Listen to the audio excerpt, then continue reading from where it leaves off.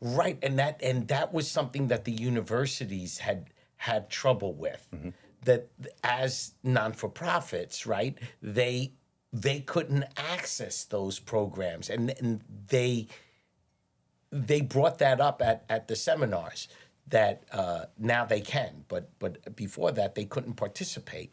Yeah. So that there's all these challenges. Before we got on the show, just to talk about maybe the next part of the show, is that we talked for a few minutes about how long time ago, 38 years ago, when I was at City College, we used to talk about mechanical systems, and we have an existing system that's running. It costs us X amount per year to run it and maintain it. And someone like your office would come along and say, okay, we're going to rip it all out. This is what it's going to cost. This is how long it's going to work. And this is your return on your investment. And that is what we were taught. Yeah. So today, your job, probably when you got in this business, was just that. Your job was to go there and pitch it and say, it's going to cost you this much to maintain it, this much to rip it out. You're going to get a brand new system. It's going to last this long. You're going to pay this much with this interest, with this, and this is what this is what it's going to look like in 30 years from now. Now you got to do that, and you do the same calculation, but there's this other layer called decarbonization, sustainability. How has that changed? Take me, because we talked a little bit about it off air, and it really intrigued me, because that is something that I remember was very clear that as young architects in architecture school, we were taught that about the return on the investment and the longevity and the maintenance and the cost and all of that. So take us a little bit about the mindset and where it's changed today. Yeah, sure. It was payback period when I got involved, 20 years ago in this industry. It was just a matter of cost offsets. Right. I can make a financial argument for you to go ahead and invest money now because you're going to save well more than that over the course of this building's life cycle, even in present dollar terms. So there was a way to make that argument to go ahead and increase a project's expenditures because there was a viable way to get that money back. Correct. It was worth the investment. Yeah, and that's how you would define something that was economically viable and something you'd go ahead and recommend. That was your job as the salesman. Yeah, it's just make those decisions based on financial metrics. At the end of the day, that's how you define them. And even energy efficiency was defined that way. Right. It was you're operating energy efficiently if compared to code, you could reduce your cost by 10%. Your costs. It's not really costs anymore. At least it's not always cost dependent on your local laws or your codes or your green building rating system. Right. They're starting to incorporate carbon footprint. Right. And that's carbon a game footprint changer. In terms of the energy consumption, but even kind of some of those forward-looking green building rating systems are looking in terms of embodied carbon. So how much carbon went into creating that piece of equipment, to shipping that piece of equipment.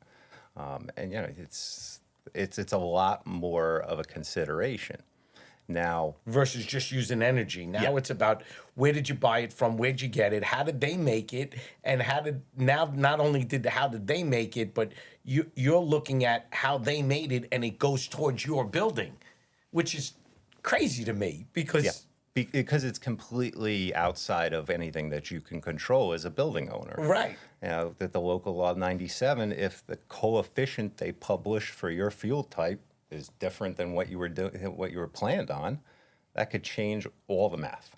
Of course. One number changed by the city changes all the math. Especially when it's repetitive in a building and you got 80 of those units and that 1% changes 80 times, it skews the whole thing.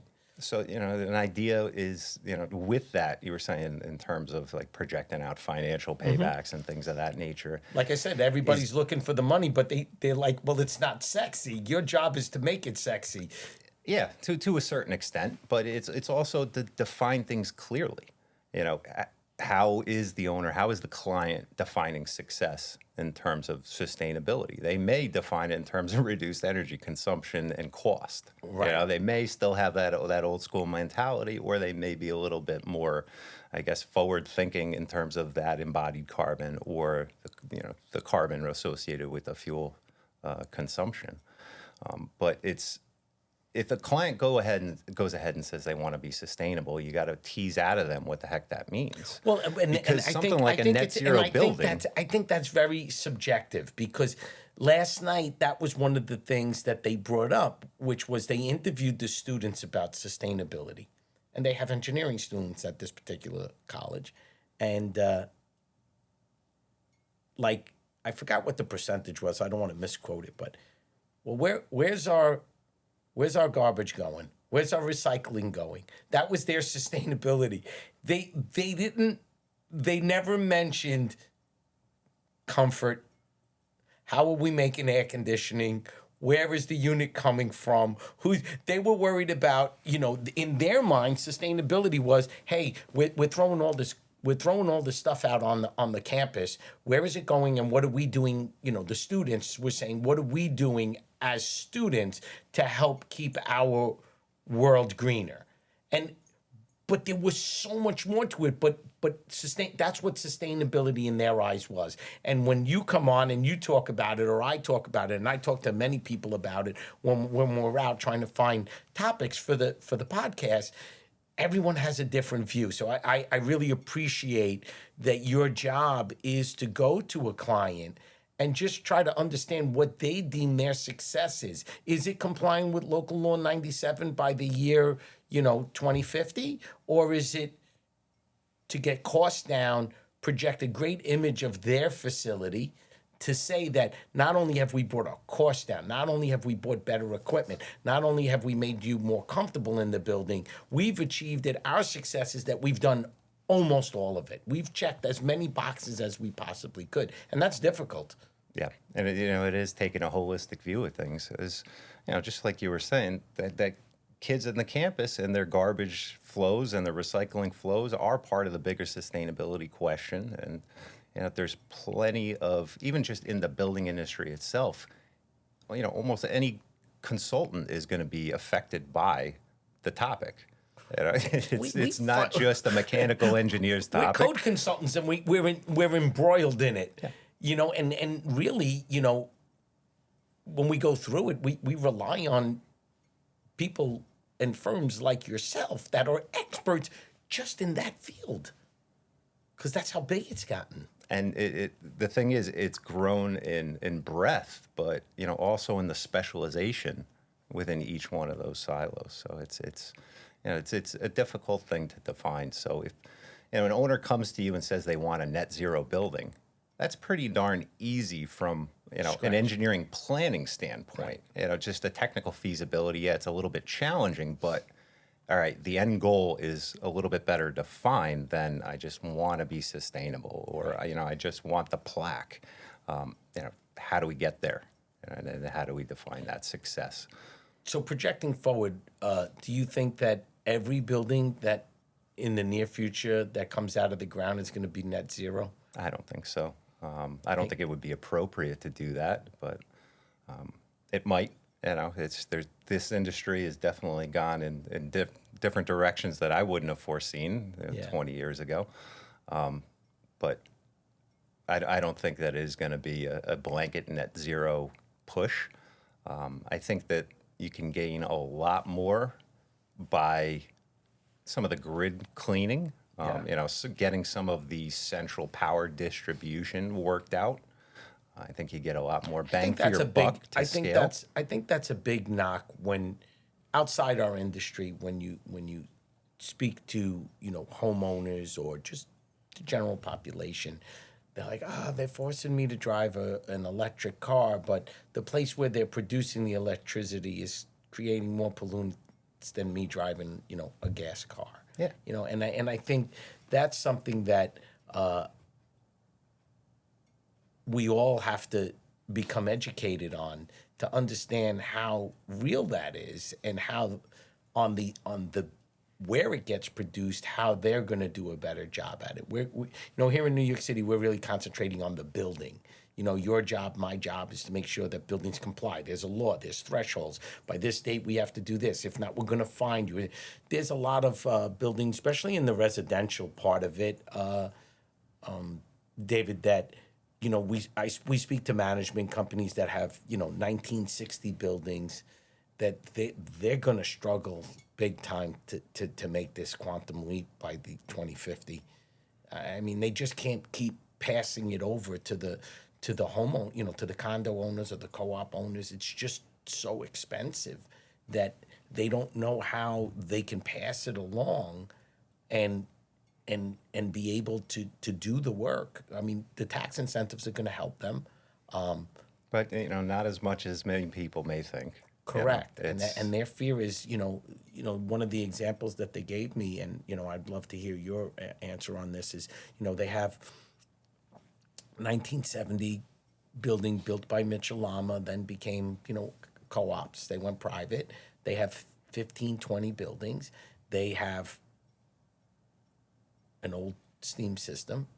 Pull the steam system out. They're going to put in, Mitsubishi split type units, heating and air conditioning.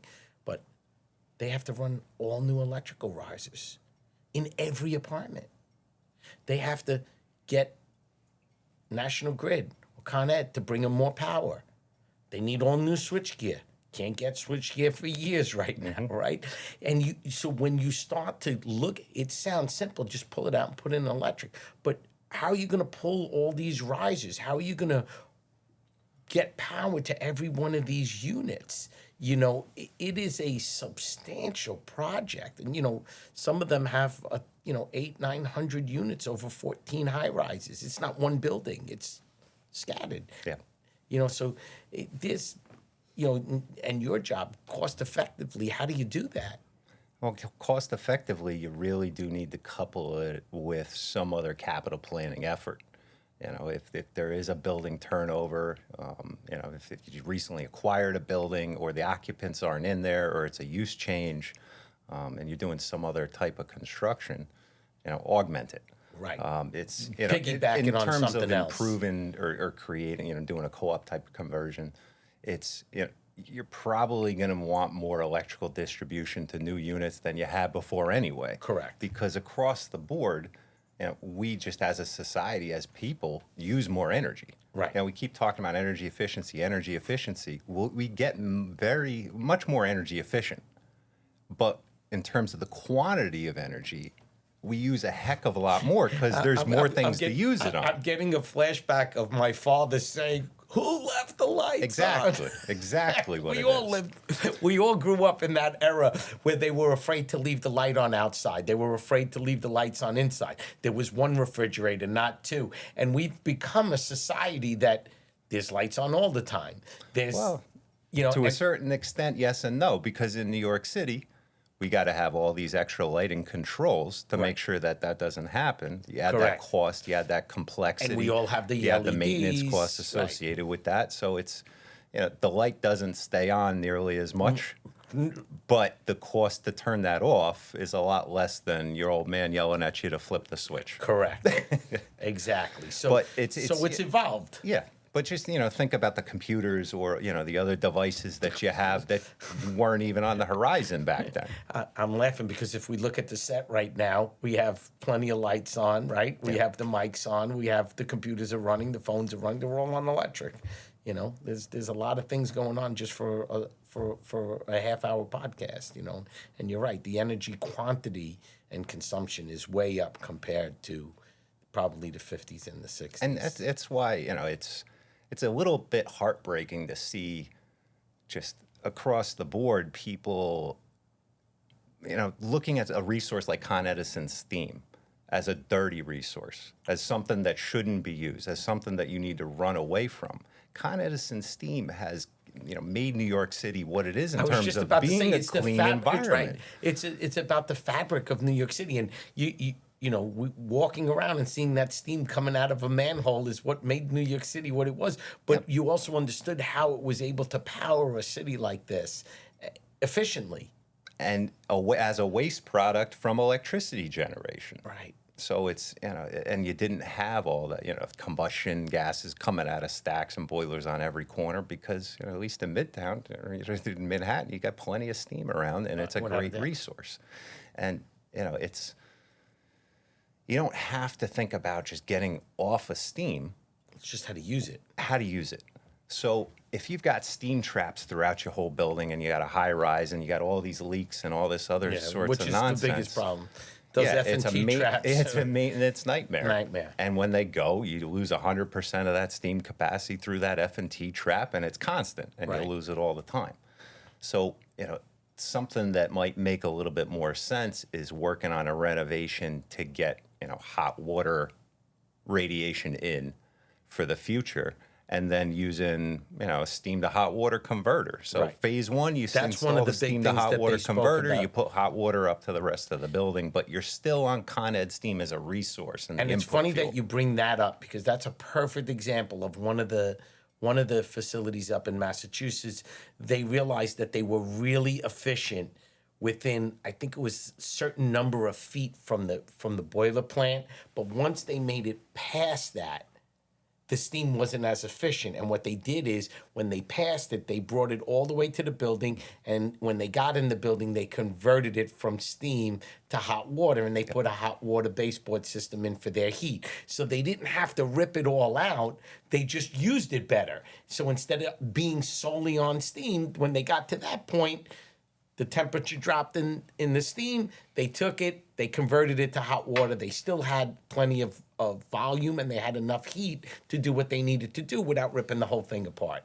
And that sets you up for a phase two 20, 30 years from now, when you go ahead and you put the electric water-to-water heat pump plant in, and you're running on efficient electricity that's hopefully made from all renewable resources at that point. And you're talking about net zero. I think that one of the things that I got out of a lot of the conversation that I have with people in your field is that it's not all or nothing. And I think that's the misconception with sustainability, that everything we do, even if it's little pieces at a time, is going to make it better. But it can't be, okay, go in, rip it all out. There's a thought process to it, because not all of it is bad, like you just said. Not all of it is bad. And it's really easy to make a mistake in terms of, all right, the environment, or just, the political environment, the energy cost environment changed. It went completely different direction from what was anticipated, or there was a delay in that transition. So it's a challenge. It's a challenge. So it is not an all or nothing thing.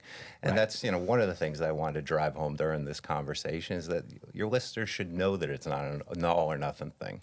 And there are tools out there to help define, where you are on the margins. Where and does it make sense for my situation? Does it make sense for my situation? So, because it may, if you've got a major capital project plan, there's some things you can do in order to set you up for that. Exactly. But there's no reason to go ahead and say, well, I need to get rid of everything that's steam or everything that's fuel oil per se. Because that in and of itself could have more negative environmental externalities related to it than doing nothing. But when we read a lot of this stuff on the media, it's get rid of fossil fuels, get rid of this, but that doesn't really mean that that's a great thing. Or that it'll happen. Or that, right, exactly. So on the show, always when we're getting towards the end of the show, David, a good friend of mine who I actually had dinner last night with, Andrew Peters from Curry and Brown, he's friends with Pearl as well, and we normally get together and we chat about our industry.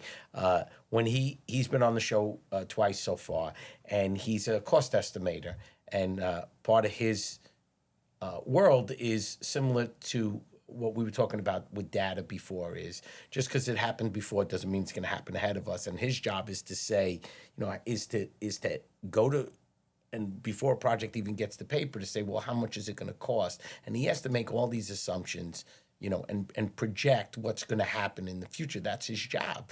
I want to build this in 3 years from now. What's it going to cost? Tough job. Yep. Tough job. So, but at the end of every show, I always ask my guests, because it's a fabric of the show now. We're not gonna look in the rearview mirror, because that's only about this big. We're gonna look in the windshield, because it's really, really big. Give us your opinion on what's gonna happen in New York City in the next couple of years.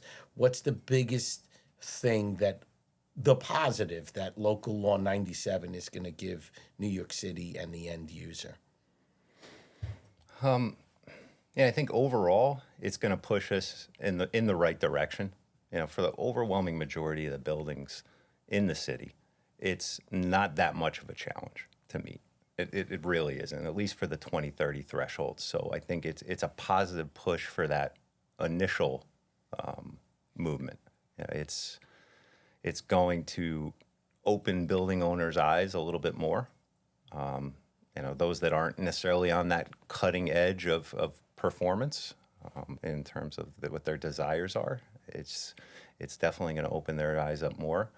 I think there are going to be significant challenges with the electrical grid in general. Yes, the infrastructure. I think that, because of that, things like the Con Edison steam as a resource that we talked about May come back into play. are going to come back.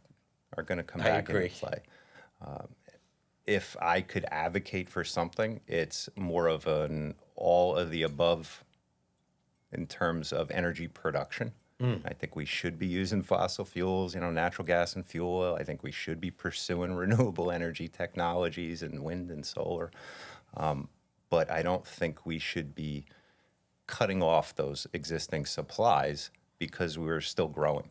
Right. Still growing as a city, still have increased demands. And especially if we're going to be shifting over to electricity, which could make a lot of sense in the long term. In the interim, people need affordable energy. It runs. That's the biggest thing. world. It has to be affordable. Because any energy is possible, but what are you going to pay for it, and how do you pay for it, and who's going to pay for it? That's a great point. I agree with you that I think that if we can keep them all, but keep them all in balance, and we make it a better world and a better place and a greener place, then we've achieved what we really wanted to achieve, And I think that's really critical. But this has been a fascinating show. I love to learn new things. All I heard about Local Law 97 was how many light bulbs do I have to change and when do I have to get on the electric grid. So you've brought a whole different perspective today about the economics of it, and each use, each building type has its own challenges, and it's not cookie cutter that you just go to a manual, flip to page 36, and this is what you do. What you do is a tough job to go to different clients and try to achieve what they deem their success is, and that's a big challenge. It's a big challenge, but I'm sure one that you will take on and continue to take on. So, David, thank you for joining us. Continue to do such great work, and say hello to all my friends at Kohler. Will do, Sisto. Thank you very much for having me. You're welcome.